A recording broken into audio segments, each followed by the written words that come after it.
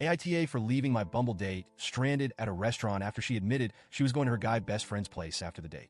A couple of months ago, I matched with Anna on Bumble. From the very beginning, I felt like we had an amazing connection. Anna was charming, funny, and genuinely engaging in all our conversations. We texted back and forth for a few weeks before moving to long FaceTime calls. These weren't just casual chats. They were hours-long conversations where we talked about our lives, our families, and our hopes for the future. We laughed a lot, shared embarrassing childhood stories, and even bonded over our shared love for the same obscure indie bands. It felt effortless. And for the first time in a long time, I thought I'd found someone who truly got me. After a few weeks of texting and calling, we finally decided to meet in person. I was excited but nervous. I wanted to make a good impression, so I suggested we go to this nice restaurant I've been wanting to try. It was a bit out of the way for both of us, but I thought it would be worth it. When I mentioned it to Anna, she seemed genuinely excited. She also asked if I could pick her up and, after the date, drop her off at her best friend's place because they had a movie night planned. She explained that her best friend, Josh, was like a brother to her and that they had a standing tradition of hanging out once a week. At the time, I didn't think much of it. I've had female friends who were just friends, so who was I to judge? The night of the date, I picked Anna up, and she looked absolutely stunning. She was wearing this simple but elegant dress that perfectly matched her personality, effortlessly classy. On the way to the restaurant, we talked and laughed like we always did. The car ride felt like an extension of our FaceTime calls, and I felt more and more confident that this was the start of something special. The restaurant was amazing. We shared appetizers, tried each other's dishes, and even ordered a dessert to split. Anna had a couple of drinks, and since I was the designated driver, I stuck to water. The conversation flowed so naturally that it felt like we'd known each other for years. By the time we finished dinner, I was already thinking about when I could see her again. That's when everything changed. As we were wrapping up and waiting for the check, Anna casually mentioned, "Hey, can you drop me off at Josh's after this?" It took me a second to process, but then I remembered. Josh was the name of her guy best friend. At first, I didn't think much of it, so I asked, "Wait, who's Josh again?" Anna hesitated for a moment, then gave me an awkward smile. "Oh, Josh is my best friend. We hang out all the time. He's the one I'm having the movie night with tonight." Something about the way she said it made me pause. There was a slight nervousness in her voice, and I couldn't help but feel like there was more to the story. Trying to sound casual, I asked, "So, what's the deal with you two?" Anna sighed and looked down at her hands. "Okay, I want to be honest with you because I really like you, and I think you deserve to know the truth.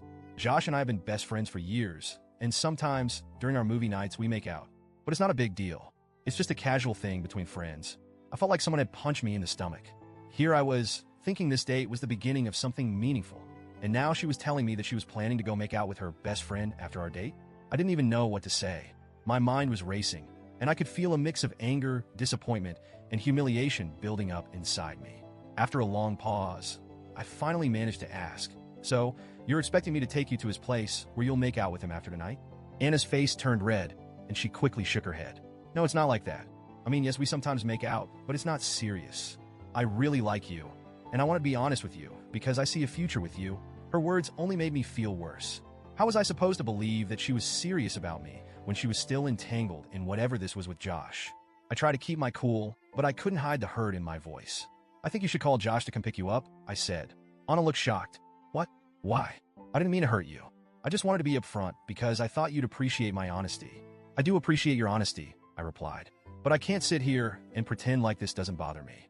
I'm not going to drop you off at another guy's place after everything that's happened tonight." She looked like she was about to cry, and for a moment, I felt a pang of guilt. But I also knew I had to stand up for myself. I paid for my portion of the dinner, told her goodnight, and walked out. As I drove home, I couldn't stop replaying the night in my head. Part of me felt justified in leaving. I had every right to set boundaries and remove myself from a situation that felt disrespectful. But another part of me wondered if I'd overreacted. Was Anna really trying to be malicious? Or was she just being honest about a complicated situation? And should I have handled it differently? When I got home, I called my sister to vent and get her perspective. My sister is usually my voice of reason, but this time, she surprised me. She said I was in the wrong. "You shouldn't have left her stranded," she said, "especially after she was being upfront and honest with you. That's not how you treat someone you care about." I tried to explain my side. How could I be expected to wine and dine someone, only to turn around and play chauffeur to the guy she's clearly still tangled up with? It felt like a slap in the face. My sister sighed. "I get why you're upset, but you could have at least waited with her or helped her arrange a ride home. Walking out like that wasn't fair." Her words stuck with me, and now I'm torn. On one hand, I feel like I had every right to walk away from a situation that made me uncomfortable. On the other hand, was it really necessary to leave Anna there? especially when she'd been honest about her situation. I keep replaying the night in my head, wondering if I overreacted or if this was just a hard lesson for both of us. So, Reddit, AITA for leaving Anna at the restaurant after what she told me? Or was I justified in walking away from something that felt wrong?